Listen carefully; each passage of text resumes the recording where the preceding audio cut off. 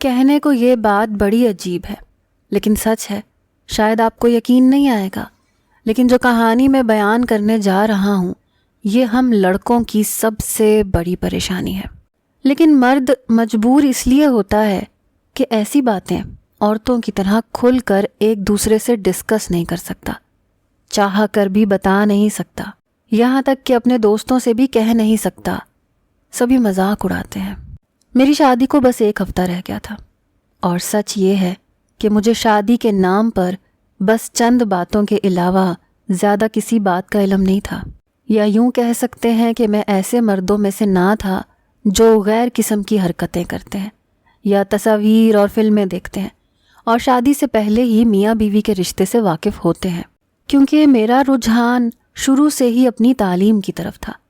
پھر میں اپنی تعلیم مکمل کر کے ایک کامیاب بزنس مین تو بن گیا۔ اس دوران نہ تو میں نے کسی لڑکی سے ریلیشن شپ رکھا، نہ ہی ایسی کوئی عیاشی کی۔ جب بھی ہم 4 دوست بیٹھتے وہ سب اپنی اپنی گرل فرینڈز کے بارے میں لمبی لمبی باتیں کرتے، تو میں سر جھکائے بیٹھا رہتا۔ میرے دوست کہتے کہ دیکھنے میں تو تم بڑی زبردست شخصیت کے مالک ہو، لیکن ہو بڑے چالاک۔ تم نے آج تک کبھی نہیں بتایا کہ کتنی لڑکیوں کے ساتھ ڈیٹ ماری ہے۔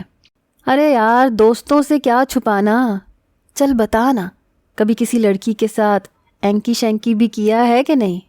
جو بات وہ مجھ سے کہہ رہا تھا وہ سن کر ہی میرے کانوں میں عجیب گھنٹیاں سی بجنے لگتی تھیں۔ شاید آپ کو یقین نہ آئے، لیکن میں نے آج تک کبھی کسی لڑکی کو چھوا تک نہیں تھا۔ دوستوں کی باتوں کو میں ہنس کر ٹال دیتا تھا۔ شادی کے لیے لڑکی میری ماں نے پسند کی تھی، حالانکہ میری سالی نے مجھے بہت کہا کہ عدیل بھائی اگر آپ کہیں تو میں رینا آپی کا نمبر دوں، لیکن میں نے کہا کہ میں شادی سے پہلے فون پر بات کرنے کو اچھا نہیں سمجھتا۔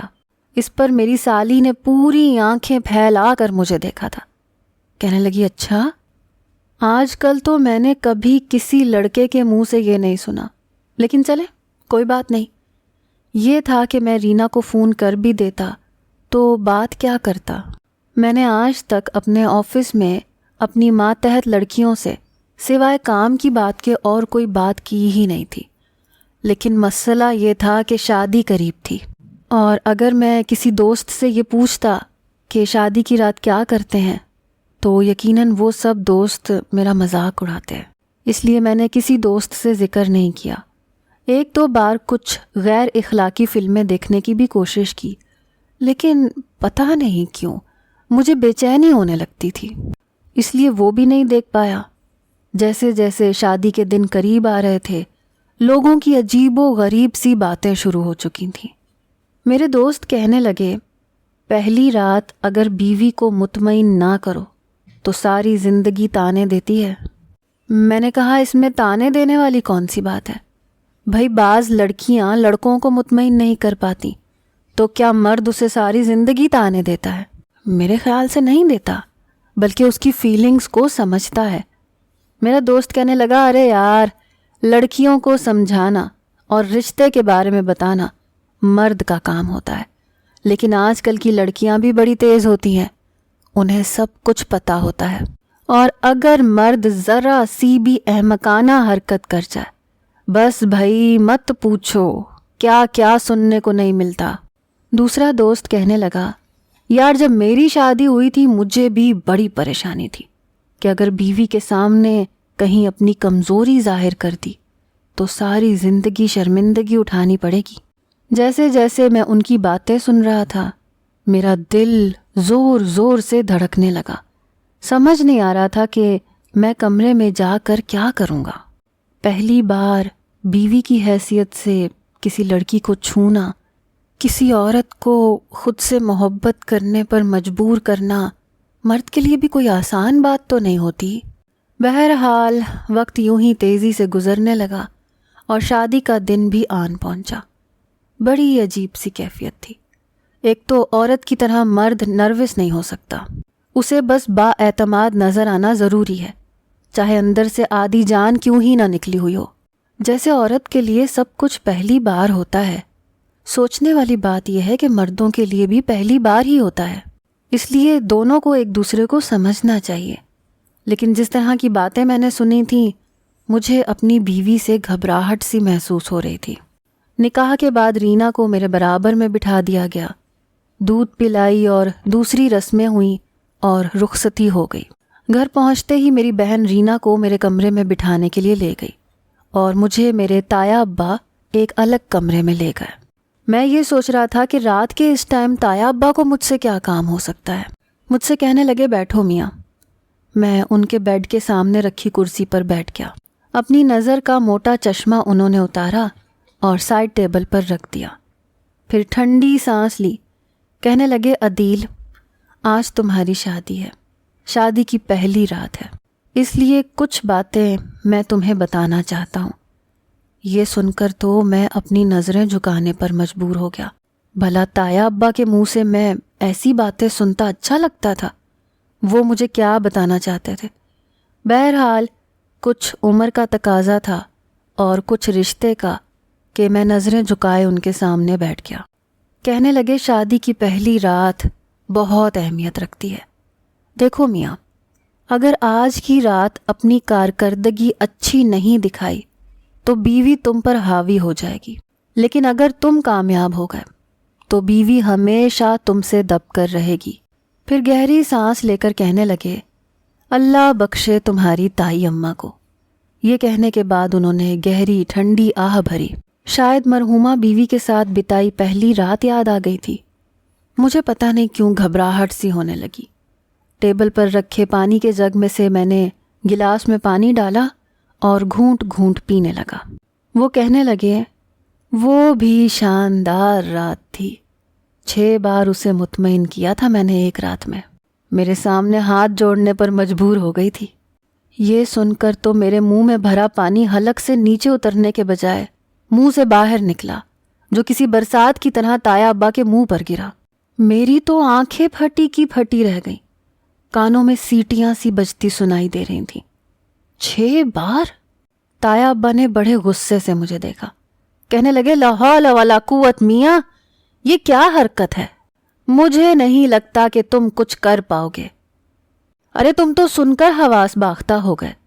وہ اپنا منہ صاف کرنے لگے، اپنے کرتے پر گرے یہ پانی کی چھینٹیں صاف کرنے لگے، اور میں شرمندہ سا ہونے لگا۔ لیکن جو کچھ تایا ابا نے مجھے بتایا تھا مجھے تو ناممکن سا لگ رہا تھا۔ بہرحال تایا ابا کا لیکچر لے کر جیسے ہی میں کمرے سے باہر نکلا تو بڑے بھائی مجھے لے کر باہر لان میں آ گئے۔ کہنے لگے ٹھنڈی ٹھنڈی ہوا چل رہی ہے، یہاں بیٹھ کر بات کرتے ہیں۔ میں نے کہا کیا بات کرتے ہیں؟ کہنے لگے دیکھو تمہاری شادی ہو گئی ہے، آج کی رات بیوی کو کچھ بھی کہنے کا موقع مت دینا، تھوڑا روب جما کر بات کرنا اور اپنی کمزوری اس پر کبھی بھی ظاہر مت کرنا۔ کچھ اونچ نیچ ہو جائے تو تمہارا لاچا ایسا ہونا چاہیے کہ بیوی کی جرت ہی نہ ہو کہ کچھ پوچھ سکے۔ کہنے لگے سمجھ رہے ہو نا میں کیا کہہ رہا ہوں؟ میں نے کہا جی سب سمجھ گیا ہوں۔ بڑے بھائی میرا کندھا تھپ تھپ آ کر چلے گئے۔ پھر منجلے بھائی میرے پاس آ کر بیٹھ گئے۔ کہنے لگے ان کی مت سنو، دیکھو بڑی نازک قسم کی لڑکی ہے تمہاری بیوی، تھوڑا ہلکا ہاتھ رکھنا بیچاری پر، اگر ایک ہی رات میں مطمئن کرنے کے چکر میں وہ بے ہوش ہو گئی تو لینے کے دینے پڑ جائیں گے اور برادری میں الگ باتیں پھیلیں گی۔ یہ بات سن کر میں کچھ گھبرا سا گیا۔ میں نے کہا کیا مطلب ہے بھائی؟ کہنے لگے بھائی بس میں یہ کہہ رہا ہوں کہ دھان پان سی لڑکی ہے، اللہ اکبر، مطمئن کرنے کے چکر میں کہیں اس کے ساتھ زیادتی نہ کر جانا، کیونکہ میرے دوست نے بھی ایسے ہی کیا تھا۔ بیوی پر روب جمانے کے لیے، اسے مطمئن کرنے کے لیے کچھ زیادہ ہی شدت دکھا دی۔ پھر کیا تھا، لڑکی تو وہیں بے ہوش ہو گئی۔ پھر پریشان ہو گیا، کمرے سے باہر آ کر اماں کو بتایا تو اماں نے خوب مغلیات بکیں۔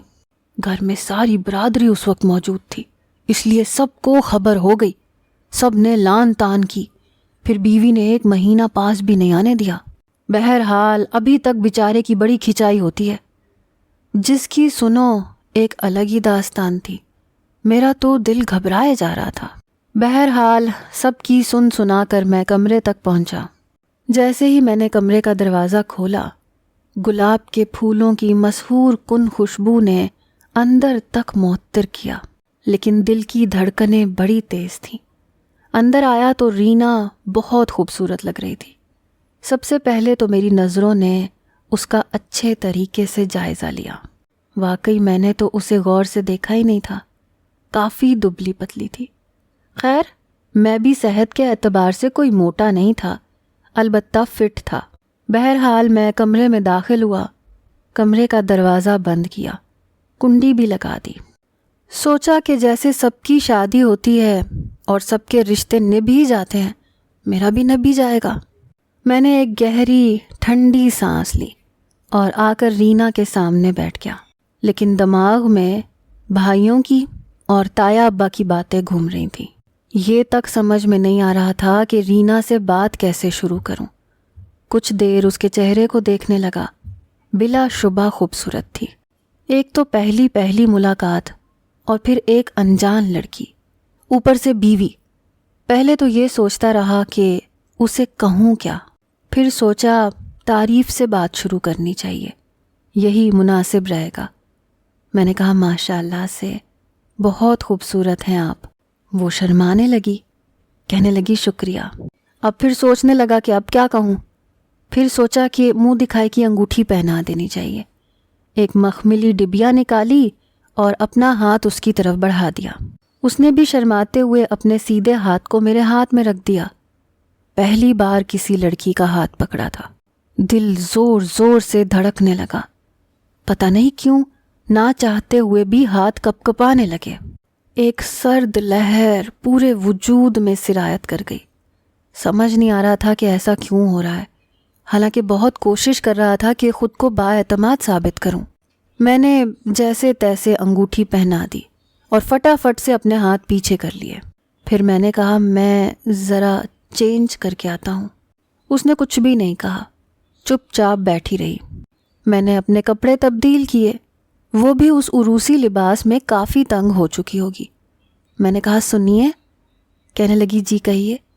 میں نے کہا جا کر چینج کر لیں۔ میری اس بات پر اس نے برجستہ مجھے دیکھا۔ میں نے کہا آپ کپڑے تبدیل کر لیں۔ میری بات سن کر کچھ دیر تو وہ مجھے نہ جانے کیوں شکوہ کناں نظروں سے دیکھتی رہی، پھر بڑے غصے سے اٹھی اور ڈریسنگ ٹیبل کے سامنے کھڑی ہو کر اپنی چوڑیاں اتاری، اپنا زیورات اتارا، سب کچھ ڈریسنگ ٹیبل پر پھیلا کر الماری میں سے سادہ سا جوڑا نکالا اور واش روم میں چلی گئی۔ میں یہ سوچنے لگا کہ میں نے اسے ایسا بھی کیا کہہ دیا کہ یہ اتنے غصے میں آ گئی۔ میں نے تو بڑی تمیز سے بات کی ہے۔ ایک تو زندگی میں پہلی بار کوئی لڑکی آئی تھی، پھر وہ بھی بیوی بن کر۔ مجھے کیا پتا تھا کہ لڑکیوں کو کون سی باتیں اچھی لگتی ہیں، کون سی بری لگتی ہیں، بالکل نا تجربے کار تھا۔ کچھ دیر بعد جب وہ واش روم سے باہر آئی تو اپنا عروسی لباس الماری میں ہینگر میں ٹانگ دیا، پھر میرے پاس آ کر بیٹھ گئی۔ میں یہ سمجھ نہیں پا رہا تھا کہ کون سے وعدے کروں، کیا باتیں کروں۔ میں نے ڈرتے ڈرتے اس کا ہاتھ پکڑا، پھر یہی کہا کہ یہ ایک فطری سا رشتہ ہے جو میرے اور آپ کے درمیان قائم ہو گیا ہے۔ میں کوشش کروں گا کہ آپ کو مجھ سے کوئی شکایت نہ ہو۔ یہ کہہ کر میں نے کمرے میں جلتا ہوا واحد لیمپ بھی بجھا دیا۔ پہلی بار سب کچھ تھا، اس لیے چاہ کر بھی میں پتہ نہیں کیوں بے حد گھبراہٹ کا شکار تھا۔ بیوی کی قربت میں مجھ پر ایک بدحواسی سی سوار ہو گئی۔ تایا ابا کی باتیں دماغ میں آنے لگیں کہ بیوی کو ایک ہی رات میں 6 بار مطمئن کرنا ضروری ہوتا ہے، اور کبھی منجلے بھائی کی کہ ہاتھ ذرا ہولا رکھنا، یہ نہ ہو کہ لڑکی بے ہوش ہو جائے۔ انہی باتوں نے میرا دماغ ایسا چکرایا کہ سمجھ ہی نہیں آیا کہ کیا کروں اور کیا نہ کروں۔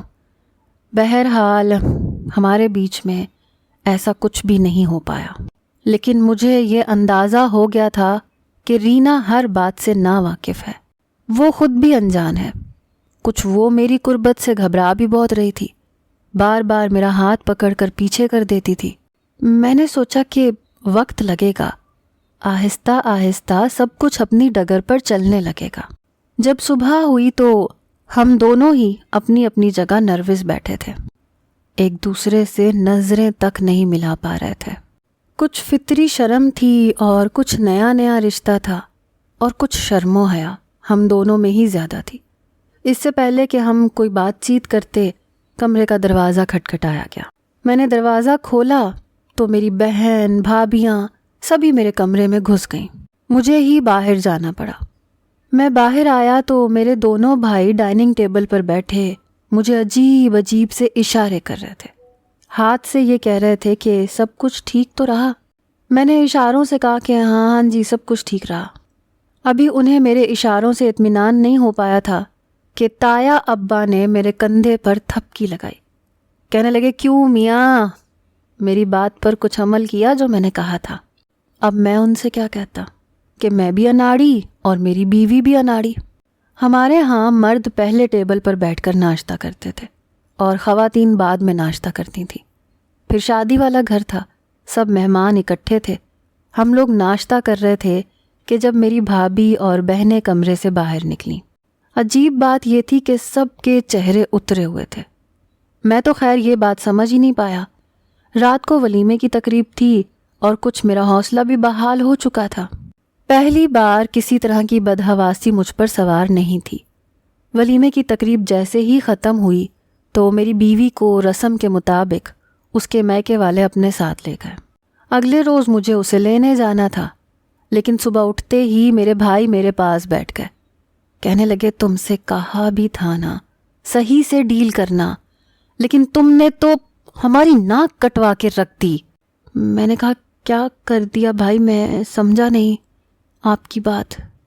وہ کہنے لگے، تمہاری بھابھی نے مجھے بتا دیا ہے، تمہاری بیوی نے تمہیں نامرد سمجھ لیا ہے، کہتی ہے کہ تم نے کچھ کیا ہی نہیں۔ یہ سن کر مجھے رینا پر غصہ آنے لگا کہ اگر میں نروس تھا تو وہ بھی تو گھبرائی ہوئی تھی، پھر اسے کیا ضرورت تھی آپس کی بات کو میری بہنوں اور میری بھابھیوں کے ساتھ ڈسکس کرنے کی۔ اپنے بھائی کے منہ سے یہ بات سن کر میرا پارا ہائی ہوا تھا۔ میں نے سوچ لیا، رینا کو جب لینے جاؤں گا تو پھر اس سے پوچھوں گا کہ میاں بیوی ایک دوسرے کا پردہ ہوتے ہیں۔ پھر اس نے ہمارے بیچ ہونے والی باتوں کا ڈھنڈورا کیوں پیٹا؟ لیکن بات یہاں تک نہیں رہی۔ اس پاگل لڑکی نے اپنے میکے جا کر اپنی بہنوں اور بھابھیوں سے بھی یہی سب کچھ کہا۔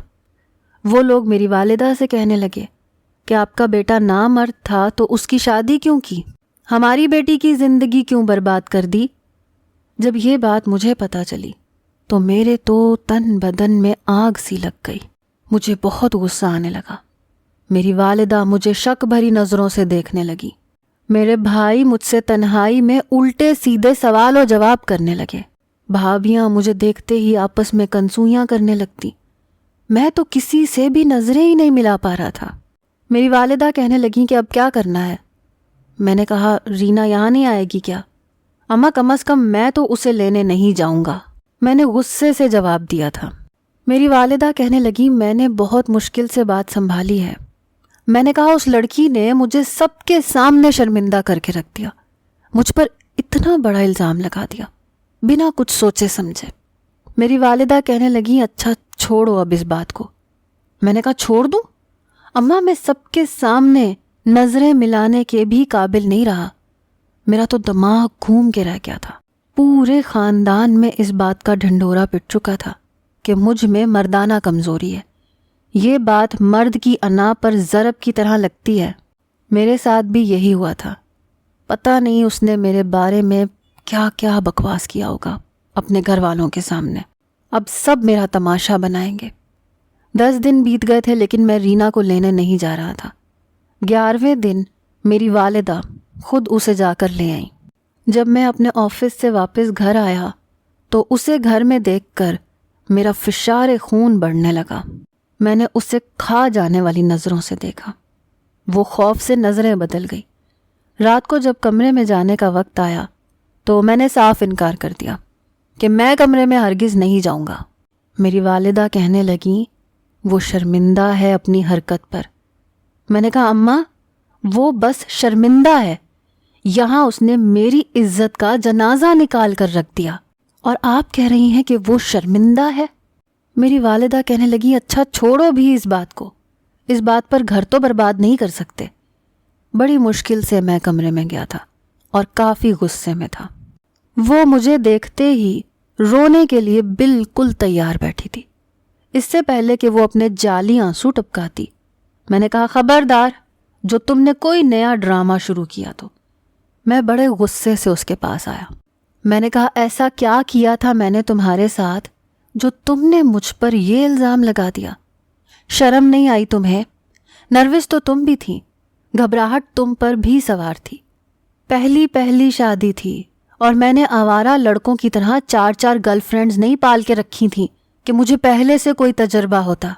لیکن میں نے شاید غلط کیا، اپنی نظروں کی حفاظت کی، اپنی محبت بیوی کے لیے سنبھال کر رکھی کہ جو بھی ہوگی میرا سب کچھ اسی کا ہوگا۔ میں اس کے سامنے بیٹھ گیا۔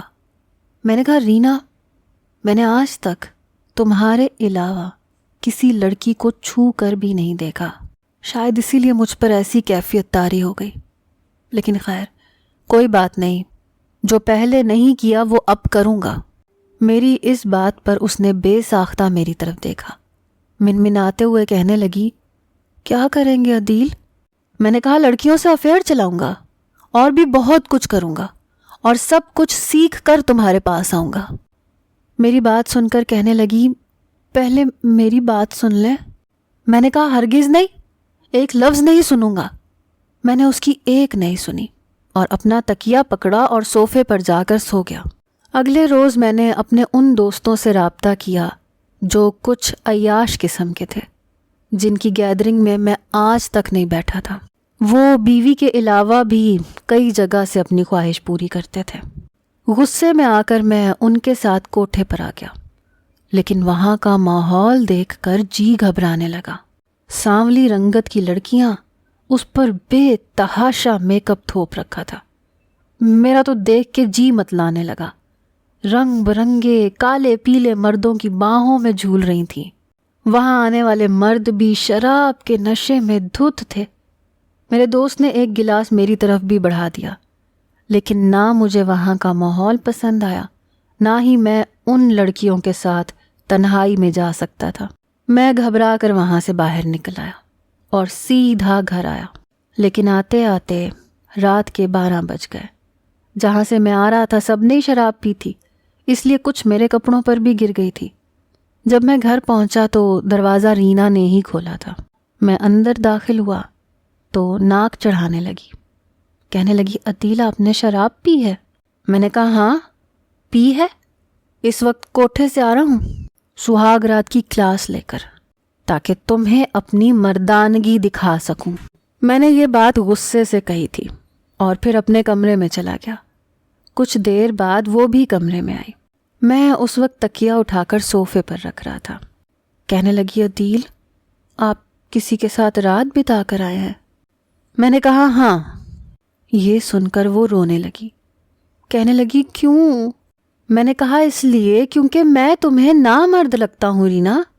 اگر تم اس گھر میں نظر آ رہی ہو تو صرف اماں کی وجہ سے آ رہی ہو، ورنہ جو کچھ تم نے میرے ساتھ کیا ہے میں تمہیں طلاق دے دیتا۔ مجھے بتاؤ، کیا اس رات سارا قصور میرا تھا؟ کیا تم نروس نہیں تھی؟ کیا تمہارے لیے سب کچھ نیا نہیں تھا؟ میرے لیے بھی تھا، ہر شریف مرد کے لیے ہوتا ہے۔ پہلی بار کسی لڑکی کو خود سے اتنا قریب کرنا۔ میں نے اس رات تمہاری ہچکچاہٹ کو، کترانے کو، مجھے پیچھے جھٹکنے کو غلط معنوں میں نہیں لیا تھا، ورنہ میں بھی کہہ سکتا تھا کہ تمہارا کسی اور کے ساتھ چکر ہے، اسی لیے تم مجھے قریب نہیں آنے دے رہی۔ لیکن میں جانتا تھا کہ تم کس کیفیت سے گزر رہی ہو، کیونکہ میں خود اس کیفیت سے دوچار تھا۔ یہ ہم دونوں میاں بیوی کی آپس کی بات تھی۔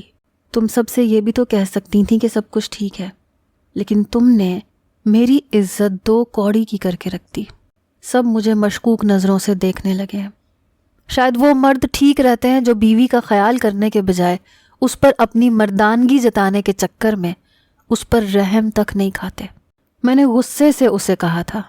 وہ شرمندہ سی ہو کر کہنے لگی مجھے معاف نہیں کر سکتے عدیل؟ میں نے کہا نہیں۔ کہنے لگی پلیز مجھے معاف کر دیں، قصور میرا بھی نہیں تھا، مجھے نہیں پتا تھا کہ میری چھوٹی سی بات کا اتنا بڑا تماشا بن جائے گا، لیکن سچ یہ ہے کہ میں بھی ہر بات سے انجان تھی۔ صبح ہوتے ہی آپ کی بہنیں، بھابیاں سبھی مجھ سے گزری ہوئی رات کے بارے میں پوچھنے لگیں۔ میں کیا کہتی؟ اس لیے جو تھا وہ سب کو بتا دیا۔ آپ کی بھابیاں سنتے ہی کہنے لگیں کہ تمہاری تو زندگی برباد ہو گئی، اس کا مطلب عدیل نامرد ہے۔ وہ کہنے لگی، یہ سن کر مجھے بھی لگا تھا کہ ایسا ہی ہوگا۔ پھر دوبارہ مجھے آپ سے بات کرنے کا موقع ہی نہیں ملا۔ گھر گئی تو وہاں میری بھابیاں مجھے گھیرا ڈال کر بیٹھ گئیں، مجھ سے شادی کی رات کے بارے میں پوچھنے لگیں، تو میں نے انہیں سب کچھ بتا دیا، اور یہ بھی کہ آپ کی بھابیاں آپ کے بارے میں کیا کہہ رہی تھیں۔ یہ سنتے ہی میری بھابیوں نے واویلا مچا دیا۔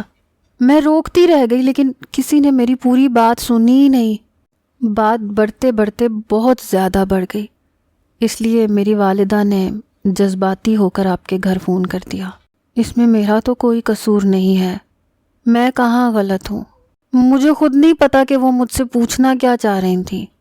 مجھے نہیں پتا تھا اتنا بڑا تماشا بن جائے گا۔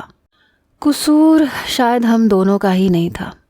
شادی کے نام پر دلہا دلہن سے جس طرح کی انویسٹیگیشن کی جاتی ہے، لڑکی اگر نروس ہوتے ہوئے کچھ بتا دے تو لوگوں کی اپنی قیاس آرائیاں شروع ہو جاتی ہیں، جو کبھی نوبت طلاق تک بھی لے جاتی ہیں۔ بہرحال آج میری شادی کو 3 سال ہو چکے ہیں، ایک بیٹا بھی ہے۔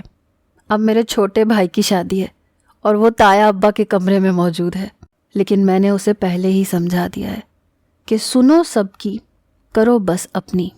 بس اپنی بیوی سے یہ کہہ دینا کہ میاں بیوی ایک دوسرے کا پردہ ہوتے ہیں، اسی لیے سب کے سامنے کسی سے بھی شادی کی رات ڈسکس نہ کرنا۔